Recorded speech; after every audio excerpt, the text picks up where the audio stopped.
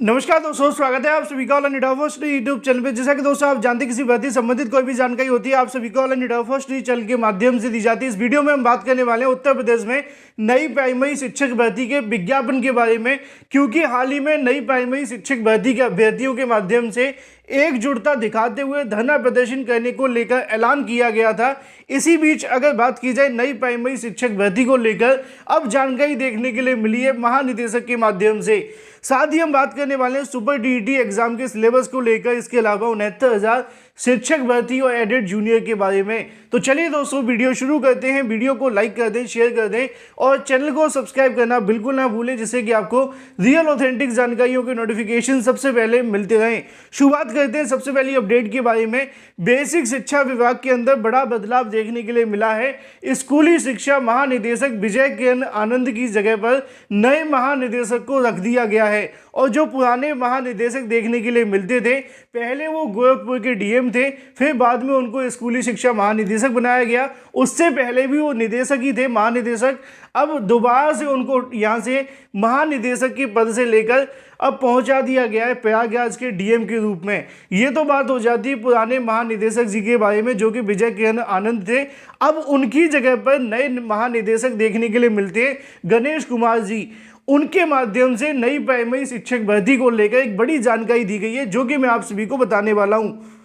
और साथ ही उनके माध्यम से सुपर डीईटी के एग्जाम के अंदर बदलाव को लेकर भी जानकारी दी गई, जो कि नए सिलेबस को लेकर होगी। अगर आपने मेरा एक वीडियो देखा होगा 3 से 4 दिन पहले मैंने बनाया था, जिसमें आपको जानकारी दी थी सुपर डीईटी के सिलेबस के बारे में। उसमें आप सभी को समझाया भी था कि आने वाली सुपर डीईटी के अंदर आप सभी के सामने जो सिलेबस के अंदर बदलाव है वो देखने के लिए मिल सकता है। उसकी वजह ये थी कि बेसिक के विद्यालयों के अंदर एनसीईआरटी पाठ्यक्रम को लागू करना, जिसके चलते सुपर डीईटी के पाठ्यक्रम में ही बदलाव हो सकता है। और इसको लेकर अब जानकारी देखने के लिए मिली है स्कूली शिक्षा महानिदेशक जी के माध्यम से, जो कि हैं गणेश कुमार जी। लेकिन जैसा कि आप जानते हैं कि छात्रों के माध्यम से हाल ही में नई प्राइमरी शिक्षक भर्ती को लेकर धरना प्रदर्शन का भी ऐलान किया गया है, जिसको लेकर जानकारी मैंने आप सभी को कल ही आकर दे दी थी कि अभ्यर्थी 23 मार्च 2023 को धरना प्रदर्शन करने जाने वाले हैं। देखना यह होगा कि कितनी बड़ी संख्या के अंदर अभ्यर्थी धरना प्रदर्शन करने पहुंचते हैं, क्योंकि अभ्यर्थी सोशल मीडिया पर तो सक्रियता दिखाते हैं, लेकिन जब समय आता है धरना प्रदर्शन करने का तो वहां पर अभ्यर्थी कम हो जाते हैं। वापस आते हैं मुद्दे की तरफ, जो कि संबंधित है नई प्राइमरी शिक्षक भर्ती के विज्ञापन के बारे में। तो जानकारी देखने के लिए मिली है महानिदेशक के माध्यम से अभ्यर्थियों की तरफ से मुलाकात की गई और जानने का प्रयास किया गया कि आने वाले समय के अंदर शिक्षक भर्ती को लेकर क्या आसार हैं। तो उनकी तरफ से बताया गया कि जो नई प्राइमरी शिक्षक भर्ती का विज्ञापन या उससे संबंधित जो प्रोसेस आपको देखने के लिए मिलेगा वो अगस्त के अंदर शुरू हो सकता है। इससे पहले भी जानकारी आप सभी के सामने जुलाई में देखने के लिए मिली थी, लेकिन आधिकारिक तौर पे कोई कुछ बोलने के लिए तैयार नहीं था। आज एक बार फिर से अगर बात की जाए तो यहाँ पे आप सभी को देखने के लिए मिलेगा, जब श्री गणेश कुमार जी से मुलाकात की गई, संयुक्त शिक्षा निदेशक पद पर आसीन थे। वर्तमान में उनको महानिदेशक स्कूली शिक्षा बना दिया गया है, जैसी कि जानकारी मैंने आप सभी को स्टार्टिंग में दी। अब उनके बनने से कहीं ना कहीं अगर बात की जाए महानिदेशक के रूप में, तो नीचे लिखा हुआ है कि जब उनसे वार्ता की गई थी तो नई शिक्षक भर्ती को लेकर उन्होंने बताया था कि अगस्त और सितंबर में आने के आसार हैं।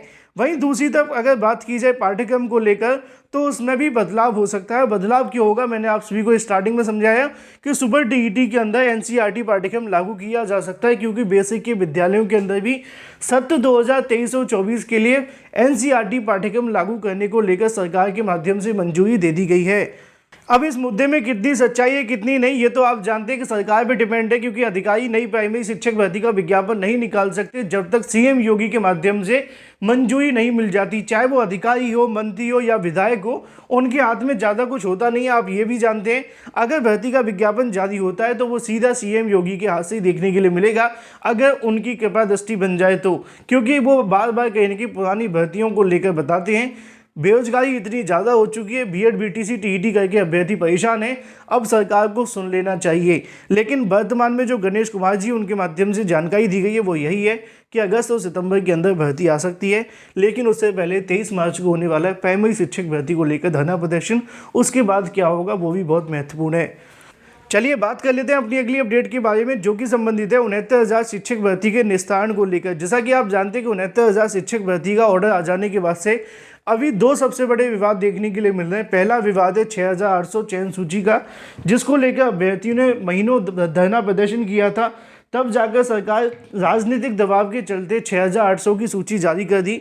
बाद में 6800 को लेकर नियुक्ति का प्रोसेस 1 साल बाद भी शुरू नहीं हुआ। हाई कोर्ट के माध्यम से सूची को ही रद्द कर दिया। तो वहीं दूसरी तरफ अगर बात की जाए 69,000 के अंदर डबल आरक्षण को खारिज करते हुए कोर्ट के माध्यम से कहा गया कि जो भी यहाँ पे ओबीसी एससी अभ्यर्थी हैं उनको सामान्य वर्ग की सीटें यानी कि अन्य सब की सीटों पर चयनित होने के लिए सामान्य वर्ग की कट ऑफ का सामना करना पड़ेगा, जो कि 97 नंबर होगी। इसी के संबंध में लखनऊ के इको गार्डन के अंदर लगातार धरना प्रदर्शन जारी। ये संबंधित है 6800 के बारे में। फिर बात करते हैं डबल बेंच को लेकर, जो कि संबंधित है डबल आरक्षण को लेकर। यहाँ पे दोस्तों आप सभी के सामने इमेजेस के माध्यम से देखने के लिए मिलेगा, जो कि 6800 के लेकर अभ्यर्थी धरना प्रदर्शन कर रहे हैं। यहाँ से सीएम योगी को पत्र भी भेजा गया है, जिसको आप सभी देख सकते हैं। सेवा में सीमान मुख्यमंत्री 69,000 शिक्षक भर्ती 6800 पिछड़े दलित अभ्यर्थियों के माध्यम से नियुक्ति के संबंध में 69,000 शिक्षक भर्ती में ओबीसी एससी समाज के 6800 चयनित अभ्यर्थी मानसिक प्रताड़ना झेलनी पड़ रही है। आज भी कहीं न कहीं न्याय पाने के लिए सड़कों पर दर दर ठोकरें खा रहे हैं। इसके संबंध में लखनऊ हाईकोर्ट की सिंगल बेंच से जो ऑर्डर आया वो अधिकारियों की लापरवाही का नतीजा है। अधिकारियों की लचर पैरवी के चलते 6800 की सूची रद्द कर दी गई है, जबकि अभ्यर्थी सुप्रीम कोर्ट के ऑर्डर रामशरण मौर्य राघवेंद्र सिंह के अधिकारियों को उपलब्ध करवाया गया था, जिसको ठीक तरीके से प्रस्तुत नहीं किया गया, जिसके चलते ये ऑर्डर देखने के लिए मिला है। तो अभ्यर्थियों के माध्यम से मांग की गई कि सरकार इसको लेकर इंटरफेयर करें और इस मामले को लेकर डबल बेंच जाएं। हालांकि अभी तक सरकार का स्टैंड डबल बेंच जाने की तरफ बिल्कुल भी दिखाई नहीं दिया है।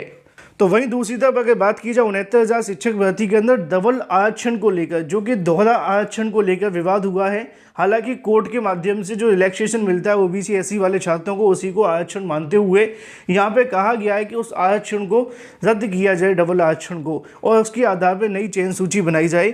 अब इसके संबंध में अभ्यर्थियों के माध्यम से ओबीसी एससी अभ्यर्थी दोबारा से डबल बेंच जा रहे हैं। उनका कहना है कि जो कोर्ट के माध्यम से आदेश दिया गया 69,000 सूची को रिविजिट किया जाए, वो आदेश सही है, लेकिन उसके बाद जो आरक्षण को लेकर नुकसान हुआ है उससे और भी बहुत सारे ओबीसी एससी अभ्यर्थियों को नुकसान होगा, जिसके चलते बहुत सारे अभ्यर्थी अंदर बाहर होने का सामना करना पड़ेगा। अब इसके संबंध में अभ्यर्थी डबल बेंच में याचिका दाखिल कर रहे हैं। जानकारी देखने के लिए मिली है कि अगले सप्ताह इसको लेकर याचिका दाखिल कर दी जाएगी और बहुत जल्द इस मामले पर सुनवाई देखने के लिए मिलेगी। तो वहीं दूसरी तरफ बात की जाए एडेड जूनियर शिक्षक भर्ती शासन आदेश जारी करने के लिए सचिव परीक्षा नियामक अधिकारी के सामने अभ्यर्थी धरना प्रदर्शन कर रहे हैं। पीएनपी के गेट के सामने अभ्यर्थी बैठ चुके हैं और छात्रों का कहना है कि ऐसे में एडेड जूनियर शिक्षक भर्ती लटकी हुई है। दूसरी तरफ 69,000 शिक्षक भर्ती और ज़्यादा फंस गई है। अगर अभ्यर्थी यहीं पे हाथ पे अटक के बैठे रहे तो एडेड जूनियर कभी पूरी नहीं होगी। एडेड जूनियर शिक्षक भर्ती को लेकर अभ्यर्थियों के माध्यम से लगातार सचिव परीक्षा नियामक अधिकारी के सामने धरना प्रदर्शन जारी है। शासन आदेश जारी करने की मांग की जा रही है, लेकिन आप जानते हैं कि जब तक शासन आदेश जारी नहीं होगा उससे पहले किसी प्रकार के आश्वासन को लेकर ज़्यादा खुश नहीं हो सकते हैं। अधिकारियों के माध्यम से छात्रों को हटाए जाने की बात की गई है, लेकिन अभ्यर्थी हटने को तैयार नहीं है। फिलहाल इस वीडियो के माध्यम से इतना ही। Thank you for watching this video.